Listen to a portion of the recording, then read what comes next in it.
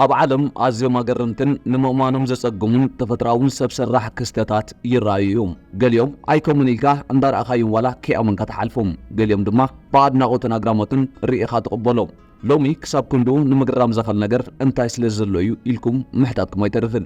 10 ካብ ዝተፈላለዩ ዓሌታት እንስሳ ተዳቒሎም ዝህቦ ውፅኢት ናብኦም ክንብል ኢና። ቅድሚኡ ግን ኣገረምትን ኣዘናጋዕትን ቪድዮታትና ንምክትታል ክጥዕመኩም ላይክ፣ ሼር፣ ሰብስክራይብ ብምግባር ቤተሰብና ሚን ትኩኑ። ምሳኹም ጸንሕ ሰጉሜ 10 ላይገር ካብ ተባዕታይ አንበሳን ኣንስተይቲ ነብርን ተዳቒሎም ዝፍጠሩ ዓይነታት እንስሳ እዮም። ላይገር ብቐሊሉ ናይ ምልማድ ባህሪ ዘለዎም ኮይኖም ካብ ኣድዮምን ኣቦኦምን ዝገዘፈ ኣካላት ኣለዎም። ላይገር ናይ ምፍጣር ዕድሎም ዝነኣሰ ኮይኑ ንመጀመርያ ግዜ ክፍጠር ዝኻሉ ካብ ኣንበሳን ነብርን ዘርኢ ብምውሳድ ዓበይቲ ፈተናት ከም ዝተዳቐሉ ይዝረብ። ተመራመርቲ እዚ ዝገበረሉ ምኽንያት ዘርኢ ላይገር ንምብዛሕ ዘይኮነስ ንምርምር ተባሂሉ ከም ዝተጀመረ ይዛረቡ። ላይገር ኣብ ሰዓት ክሳብ 50 ማይልስ ዝጎዩን ናይ ኣንበሳን ነብርን ድምፂ ከውፅእ ዝኽእሉ እዮም። ሕማን ናይ ምጽዋር ዓቕሞም ኣዝዩ ዝተሓተን ካብ ኣቦምን ኣዲኦምን ዝተሓተ ዕድመ ዝነብሩ ምዃኖም ተመራመርቲ ይገልጹ። 9 ጃግላየን ኣንበሳን ጃግዋርን ኣዝዩ ዘፍርሕ ግርማ ሞገስ ዝተዓደሉን ናይ በረኻ እንስሳ እዮም። ክልቲኦም ክዳቐሉ ከለዉ ዝተፈለየ ሕብሪ ዘለዎ እንስሳ ይፍጠር። ካብ ኣዲኦምን ኣቦምን ዝወረስዎ ተኽለ ሰብነት ዝወነኑ ኮይኖም ብበዝሒ ኣብ ካናዳ ይርከቡ። ኣፈጣጥሮኦም ብበዝሒ ምስ ጃግዋር ዝመሳሰል ኮይኑ ምስ ዘለዎም ጸሊም ዝበዝሐ ሕብሪ ብጸልማት ምህዳን የዘውትሩ።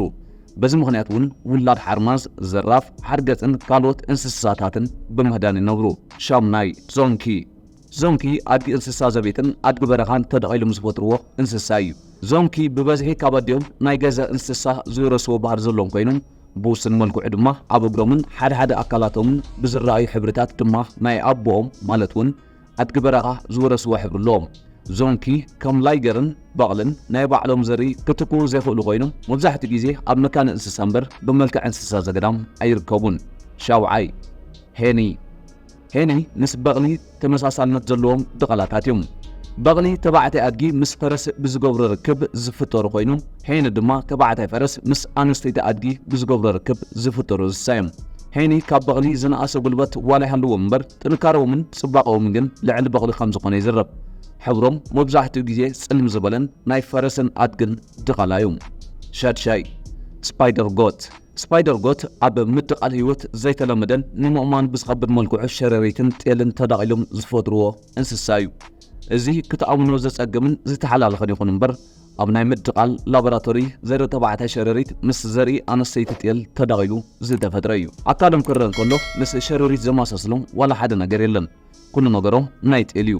ካብ ኣቦም ሸረሪት ዝወስድዎ ነገር እንተሃልዩ ብዘይገለ ጸገም ናብ መናደቕ ምሕፋርን ኣብ ጻብዕን ድማ ናይ ሸረሪት ፕሮቲን ምህላው ተመራመርቲ ጸባ ስፓይደር ጎት ሓሊቦም ከም ፋይበር ከም ዝጥቀምሉ ይገልጹ።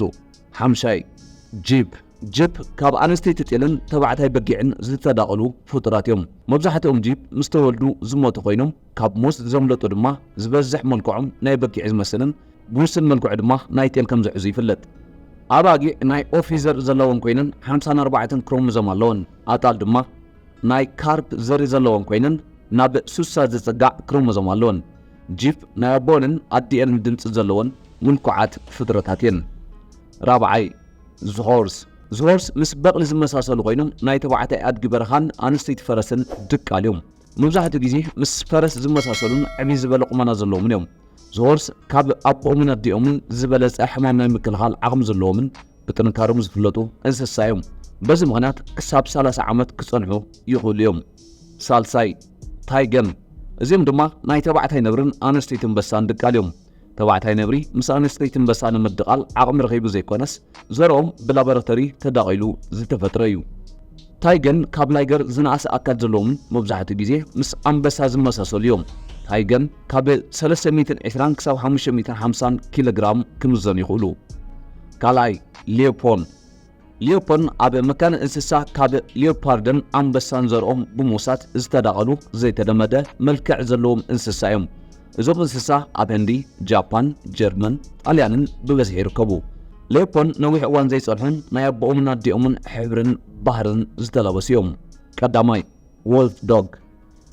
ወልፍ ዶግ ካብ ተኹላን ከልብን ተዳቒሎም ዝተፈጥሩ መሳጢ ሕብሪ ዘለዎም እንስሳ እዮም። ወልፍ ዶግ ቅድሚያ ሸሓት ዓመታት ጀሚሩ ዝነበሩን ዝገርም ጥንካረ ዘለዎምን ሰባት ናብ ዓደን ኣብ ዘፍርሉ እዋን ካልኦት እንስሳታት ጉድኣት ከየብፅሕሎም ሒዞምሎም ይኸዱ ምንባሮም ይዝረብ። ኣብዚ ዘመን ድማ ወተሃደራትን ፖላዊስን ብበዝሒ ከም ዝጥቀሙሎም ይንገር። ንሎሚ ሒዝናልኩም ዘቕረብና ነዚ ይመስል ነይሩ። ኣገረምትን ኣዘናጋዕትን ቪድዮታትን ምክትታል ላይክ፣ ሼር፣ ሰብስክራይብ ብምግባር ቤተሰብ ማሚንቲ ይኩኑ። ሰሰናዩ